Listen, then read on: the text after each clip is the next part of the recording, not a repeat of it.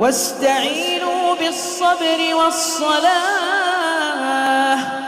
وإنها لكبيرة إلا على الخاشعين الذين يظنون أنهم ملاقو ربهم وأنهم إليه راجعون.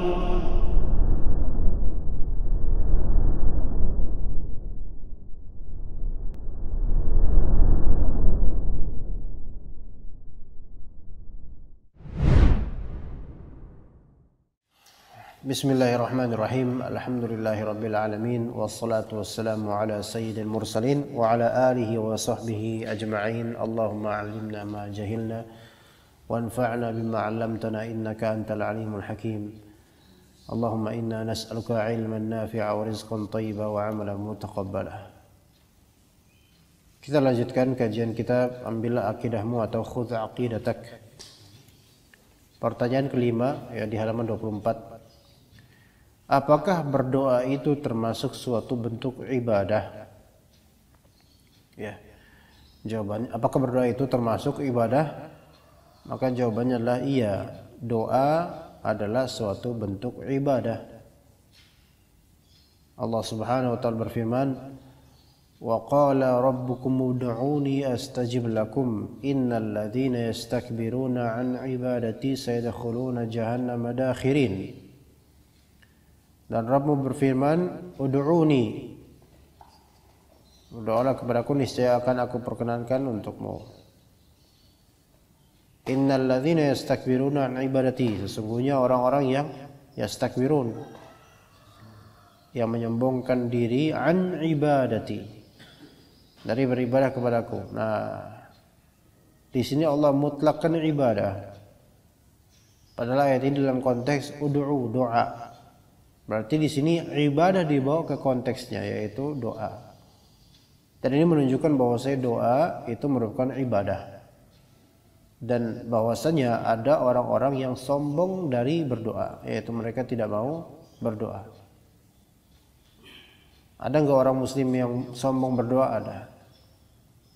Walaupun dia sholat. Tapi bukankah dalam sholat itu ada doa-doa? Ada. Tapi biasanya orang yang malas doa dan minta sama Allah, itu yang biasa dia dalam sholatnya itu cuma melafalkan doang tanpa mendalami makna doa dalam sholat. Ya. Maka siapa yang sombong dari berdoa kepadaku, sayadkhuluna jahannama dakhirin, maka akan masuk neraka jahanam dalam keadaan hina. Berarti ada ancaman ikhwan di sini. Sombong dari berdoa, yaitu nggak pernah mau doa, nggak pernah mau minta sama Allah, itu ada ancaman.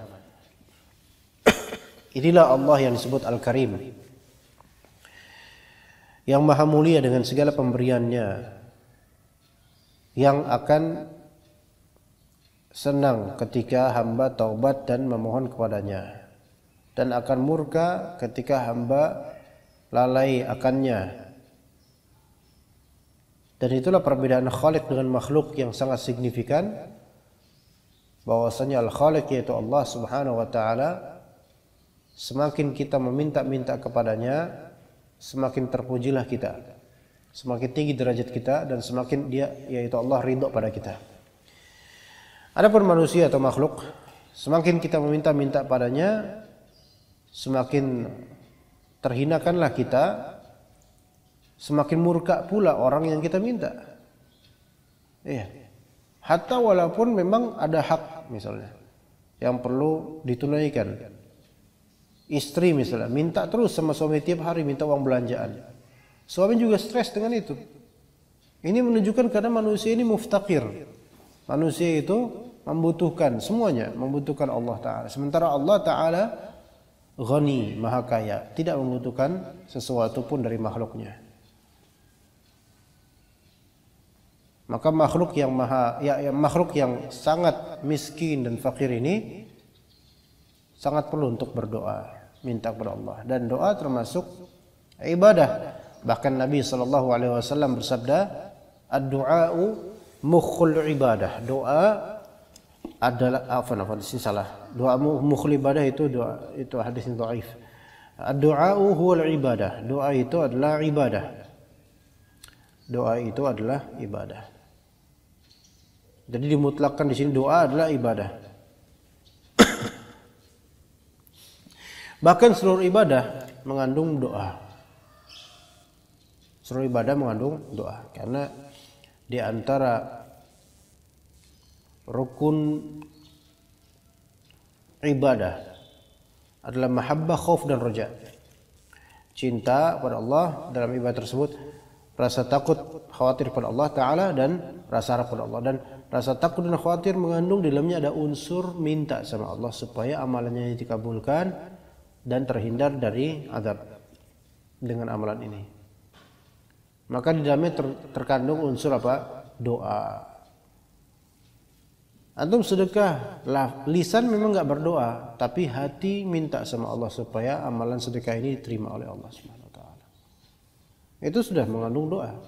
Makanya seluruh ibadah itu ada selama ikhlas, maka di dalamnya terdapat siratan doa, gitu. Ya. Kemudian pertanyaan ke-6. Apakah orang mati bisa mendengar doa? Nah, ini masalah salah satu masalah besar yang nanti furuknya banyak. Maksudnya furuknya di sini di kenyataan ya banyak permasalahan lainnya. Ini ada matahari atau gimana ya? Tapi dia apa? Hah? Di atas ya? Berarti ada awan yang memang di ufuk gitu ya? Tapi di sana hitam, di Keranggan, arah Keranggan. Hitam.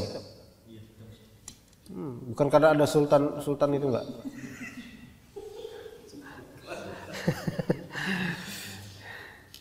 Apakah orang mati bisa mendengar doa? Jawaban di sini langsung simpel, tidak. Mereka tidak bisa mendengarnya. Ini salah satu pendapat di antara pendapat ulama.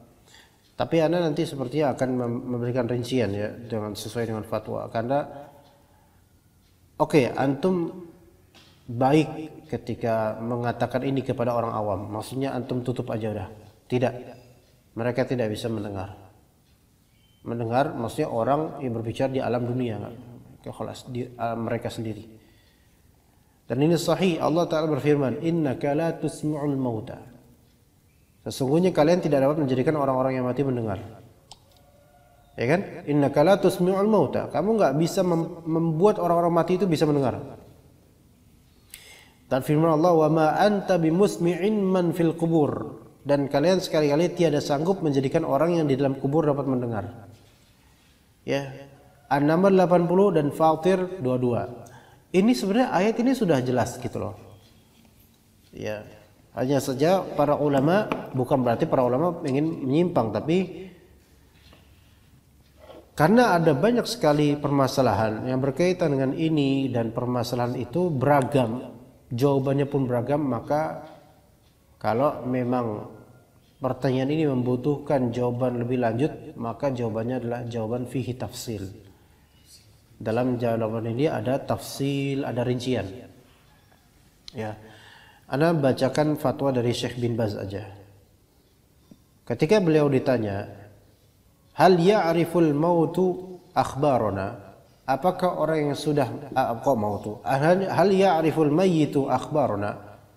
Apakah orang yang sudah mati itu bisa mengetahui keadaan kita? Ya. Wa kaifa dzalika idza kana ya'rifuha? Gimana caranya kalau misalnya memang bisa tahu kabar kita, gimana sih caranya gitu loh. Orang yang sudah mati, keluarga kita misalnya. Wa hal yasma'una idza dhahabna ila makanil qabri wa kallamnahu? Dan apakah mayit itu bisa mendengar kita kalau kita datang ke kuburannya kemudian kita ajak dia bicara? Ini juga permasalahan penting karena di Indonesia ini kadang-kadang diajak komunikasi itu mayit itu. Alhamdulillah udah punya cucu sekarang gitu.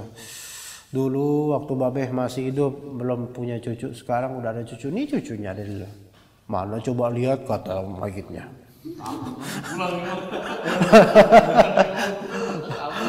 Ayah sok babeh mau lihat mana gitu. Langsung pulang satu keluarga. Kan bahlul juga kan? Iya kan? Orang dia minta supaya ngelihat cucunya giran ditawarin ayo mana ayo mau lihat malah kabur ya. Berarti kan ngomong sama setan ya. Maka Syekh bin Baz menjawab rahimahullah, Syekh bin Baz menjawab, "Hadza fihi tafsil." Ini ada rinciannya ya, ikhwan. Amma kaunuhu yasma'u akhbarahum 'ala al-itlaq fala.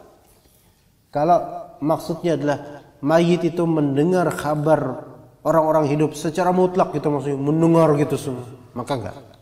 Dengan dalil ini. Nah, ini. Makanya ini ya ikhwan, kalau misalnya antum mau pakai hukum general mutlak, antum jawab enggak general gitu. Ya. Dan ini jawaban untuk orang awam yang pengen mendapatkan jawaban simple. Kalau orang awam ini antum lihat orang awam ini orang desa atau orang bukan terpelajar atau orang yang mudah terfitnah dengan jawaban, antum jawab aja gini, nggak usah. Oh itu ada khilaf, ada ya repot lagi nanti dia nggak ngerti khilaf. Udah antum jawab aja, tutup close dah. Nggak bisa dengar. Dalilnya ini, logikanya juga gini, dah gitu selesai. Tapi kalau mungkin untuk kalangan yang lebih educated, lebih lebih bagus lah dalam memahami rincian, antum rinci seperti ini. Kalau dimaksudkan di sini adalah mendengar seluruh kabar di alam dunia, maksudnya mendengar apapun di dunia ini, maka enggak. Dalilnya tadi surat An-Naml 80 dan surat Fatir 22. Juga hadis yang menunjukkan tentangnya. Idza mata ibnu adama in qata'a 'amaluhu illa min thalath. Ya kan? Jika wafat anak Adam maka terputus semua amalannya, berarti kan terputus koneksi dengan dunia kecuali 3 hal. Dari segi sedekahnya, dari segi ilmunya yang pernah dia wariskan, dari segi waladnya, anaknya yang telah mendoakan buat dia. Gitu. Kemudian kata beliau, wa min dzalika as-sama' yanqati'u illa ma jaa'a bihi an-nas. Pendengaran tersebut terputus kecuali yang ada dalam nas hadis yang dikecualikan, seperti firman seperti sabda Nabi sallallahu alaihi wasallam yang nasnya tentang mayit ketika sudah dikubur dan orang-orang yang tadi menggali dan mengantarkan itu mereka insarafu anhu, udah mulai pulang, pergi dari kuburan pulang. Maka kata Nabi, innahu la yasma'u qur'ani 'alihim, sesungguhnya mayit itu mendengar qura', derap langkah sendal-sendal mereka. Innahu la yasma'u qur'ani 'alihim, jadi mendengar. Tapi yang dinaskan oleh Nabi ini khusus qur'ani 'al. Dan ketika mendengarkan qur'ani 'al, yaitu derapan langkah, tidak berkonsekuensi mendengar selainnya, ya enggak? Orang ketika jalan dari kuburan mau pulang masing-masing, biasanya ngobrol nggak? Ngobrol. Tapi nggak disebutkan di sini kan? Berarti hanya mendengar derapan langkah dan itu yang memang nyambung ke tanah gitu, tok tok tok tok gitu. Ya. Nah, ini yang datang dalam nas dan ini kan perkara gaib, sehingga untuk mengatakan iya atau tidak perlu dalil gitu loh, perlu dalil nas. Ya. Dan juga dalam nas lain mayit mendengar perkataan malaikat munkar nakir, ya enggak? Yaitu man rabbuk ma dinuk, ya kan? Itu dengarlah, karena kan mereka kan menjawab begitu mayitnya. Tapi itu pun di alam mana? Alam barzakh. Sehingga antum enggak mungkin antum buka gali lagi nih. Nih kata Rasulullah nih, saudara kalian sedang ditanya nih, dibuka, ayo mana kita mau lihat malaikatnya. Enggak ketemu karena alamnya beda. Itu pendengaran mereka gitu loh. Juga dalam dalil yang pernah kita bahas di ad-da'wa dawa. Ya enggak? Dalil tentang datang sesosok sewujud makhluk. Kalau dia soleh bagus penampilannya, kalau dia jelek penampilan makhluk tersebut. Ditanya, siapa engkau? Wajahmu itu mendatangkan kebaikan gitu, kata mayit ini. Berarti mayit ini bisa bicara di alam barzakhnya. Kemudian mendengar perkataan dari sosok tersebut, aku adalah amalan solehmu. Atau dalam konteks lain, yaitu kondisi orang kafir, aku adalah amalan burukmu. Berarti mendengar enggak? Mendengar. Hal-hal ini sama di sini adalah sama yang memang dikhususkan oleh Nabi SAW dalam hadis-hadis. Kita wajib imani walaupun kaifiyah khususnya bagaimana wallahu a'lam. Ya begitu ya ikhwan. Adapun selain itu maka butuh dalil lagi. Mana dalilnya? Kita nggak bisa mendapatkan dalil lagi gitu loh. Dengan eksperimen nggak bisa. Misalnya kita berikan recorder di dalam kuburan tersebut, nah terus kita ajak bicara, paham nggak?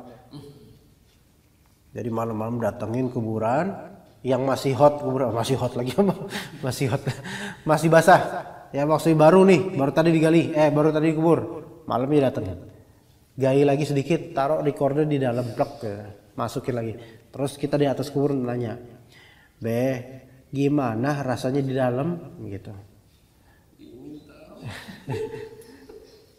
Dia dijawab sama mayitnya, Allahul Musta'an.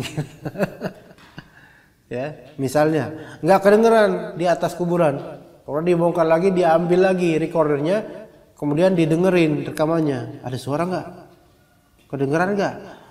Bahkan bisa jadi suara antum di atas kuburan nggak masuk ke recorder itu karena ketutupan sama tanah, enggak, apalagi mayit itu gitu loh, gitu kan?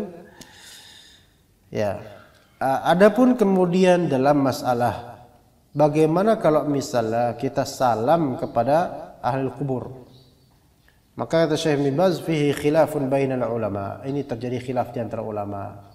Apakah didengar salam kita? Wa fihi akhbarun ja'at fiha dha'f. Ada beberapa kabar riwayat tapi ada kedhaifan. Kalau annahu idza sallama alaihi man ya'rifuhu raddallahu alaihi ruhahu hatta yaruddu alaihi salam. Ada beberapa riwayat dan kabar dari salaf bahwasanya kalau seorang yang dia kenal, mayit itu kenal sama orang ini, mayitnya kenal sama orang ini, kemudian ziarah kubur mungkin atau lewat atau gimana, kemudian salam, assalamualaikum ahli kubur misalnya, atau assalamualaikum wahai fulan gitu misalnya, maka Allah Ta'ala mengembalikan ruhnya ke kuburan tersebut sampai ruhnya tersebut membalas ucapan salamnya pengunjung atau orang yang lewat tersebut. Maka Syekh hadza qaulun lahu quwwah. Pendapat yang ini memiliki kekuatan tersendiri. Ya, di antara penguatannya adalah hadis yang sahih. Ya, dari Nabi SAW, "Ma min ahadin yusallimu alayya illa raddallahu alayya ruhi hatta arudda alaihi salam."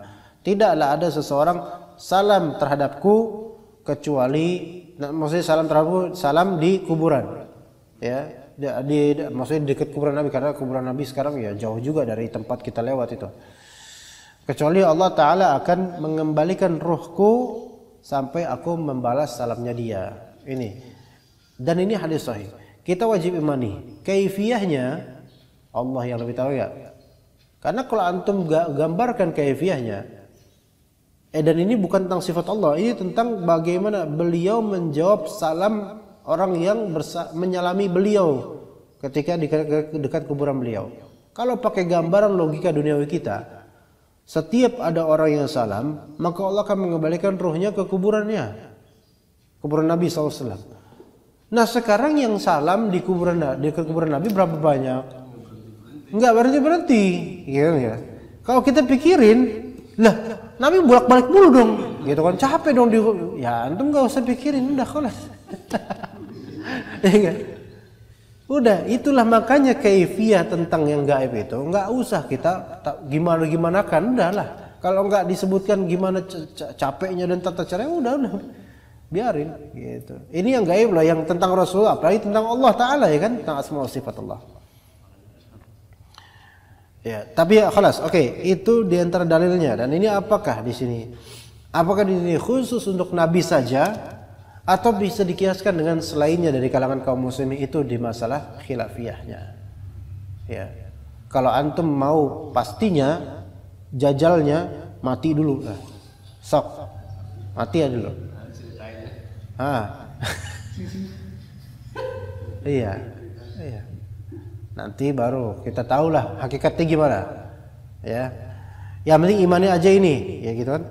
Hadza qaulun qawi kata Syekh Ibn Baz. Ini perkataan yang kuat. Jadi ini menunjukkan wallahu alam mayit bisa mendengar salam. Ini dikecualikan juga ya, dikecualikan yang tadi. Idza sallama alaihi man ya'rifu fid dunya kaunuhu taruddu alaihi ruhahu hatta yaruddu salam. Atau turaddu alaihi ruhuhu hatta yaruddu salam. Qaulun qawi. Nah, tapi hadis-hadis berkaitan dengan semua ini selain Nabi SAW, hadis-hadis lainnya itu fihi nazar gitu. Ala kulli hal, wallahu alam. Ya, kita nggak bisa memastikan untuk selain Nabi SAW. Ya. Wallahu alam. Mendengar salam apa enggak? Mungkin mendengar, mungkin enggak. Wallahu alam. Wallahu alam. Untuk yang selain Nabi ya SAW. Ya. Kalau emang hadis ini betul-betul disebutkan hadis yang sahih. Ya, tapi untuk amannya kalau untuk orang awam agar tidak terfitnah, antum dari awal bilang tidak, mereka nggak bisa dengerin. Dalilnya ada, logikanya ada. Gitu. Oke, tapi emang pendapat ulama ada yang mengatakan bahwa mereka bisa mendengar. Mereka bisa mendengar orang yang berbicara dengan mereka, gitu loh. Tetapi mereka tidak diberi kemampuan untuk menjawab. Itu ada pendapat sebagian ulama. Betul, ada pendapat sebagian ulama. Ya. Apakah ini Ibnu Qayyim atau tidak? Ibnu Qayyim. Di sini ada yang mengatakan. Nah, di sini yasma'un fi kullil ahwal lakinnahum la yastati'una al-intifa' bima yasma'unahu aw hatta mujarrad ar-radd. Mereka bisa mendengarkan, ya, tapi mereka tidak bisa mengambil manfaat dengan apa yang mereka dengar. Bahkan hatta walaupun sebatas menjawab, reply, nggak bisa mereka. Mereka hanya bisa mendengar. Itu salah satu pendapat, dan ini juga diantara pendapat Ibnu Qayyim al-Jauziyah. Ya, dengan dalil-dalil yang beliau sebutkan, ya. Setahu Anda, antum mungkin bisa cari lagi, ya. Entah ini emang Ibnu Qayyim yang menetapkan atau Ibnu Qayyim hanya menghikayatkan, wallahu alam. Tapi ala kulli hal ada di antara ulama yang berpendapat seperti itu. Mereka mendengar tapi nggak punya kemampuan mendapatkan intifa. Maka kalau ada orang yang ngaji, misalnya dengan pendapat ini ya, ngaji di kuburan, dan itu suatu kebid'ahan. Sengaja ngaji di kuburan, yasin di kuburan, ya, yasin dan baca-baca majmu' syarif tuh di kuburan. Kalau pendapat ini, mereka bisa dengar bacaan tersebut, tapi mereka tidak mendapatkan apapun dari bacaan tersebut. Tidak mendapatkan manfaat apapun. Kesegaran, kenikmatan kuburan enggak didapat dari bacaan tersebut. Dan mereka enggak bisa menjawab. Kalau antum bacain Al-Fatihah di kuburan, Waladdallin. Kalau ada jangan amin, berjamaah pula. Nah, ini bukan mayit ini. Ini jin. Ini jin, ya. Gitu, wallahu a'lam. Sebagian ulama lainnya mengatakan bahwa orang mayit-mayit bisa mendengar secara umum, tapi tidak untuk setiap konteks. Ada yang berpendapat seperti itu. Cuman kembali lagi, kalau untuk keumuman lebih baik kita ambil pendapat yang mengatakan tidak. Udah, kita tutup dah urusan itu. Karena orang-orang awam ini nyari-nyari kadang-kadang. Kalau bilang, iya mereka bisa dengar, nanti diajak communication. Ya. Gimana? Ajak ngobrol, curhat, nanti akhirnya ke kuburannya, kemudian ya Allah bikin lagu tentang ayah, ya. Titip rindu buat ayah, ya. Anakmu sedang mengandung beban, gitu misalnya. Iya. Dijawab gak kira-kira sama bapaknya? Enggak. Didengar pun wallahu alam sepertinya tidak, karena dalil yang menunjukkan tidak mendengarnya itu lebih kuat. Al-Quran jelas. Nah, sunnah mengkhususkan untuk beberapa konteks, kayak salam misalnya. Mungkin ya, itu pun salam masih khilafiyah. Apalagi tadi? Qur'an na'al, yaitu derapan suara, watak sendal, langkah kaki, ya gitu. Iya. Karena kalau misalnya mereka bisa mendengar, apalagi kalau diyakini bisa menjawab di alamnya, lalu buat apa ada barzakh kalau kayak gitu? Sama dong dengan yang kayak keyakinan gentayangan, buat apa barzakh kalau masih gentayangan? Mendingan gak usah mati sekalian kan? Iya. Begitu, wallahu a'lam. Ya. Udah 30 menit udah loh. 1 menit lagi Ustaz. Ya. Ana diem aja biar 30 menit. Ya, mungkin itu sekian yang bisa kita sampaikan dari kajian Khudh Aqidatak. Ya, insyaallah kita lanjutkan pada pekan depan insyaallah. Jazakumullah khairal jaza. Wa sallallahu ala nabiyyina Muhammad wa ala alihi wa sahbihi ajma'in. Subhanakallahumma bihamdika asyhadu an la ilaha illa anta astaghfiruka wa atubu ilaik. Assalamualaikum warahmatullahi wabarakatuh.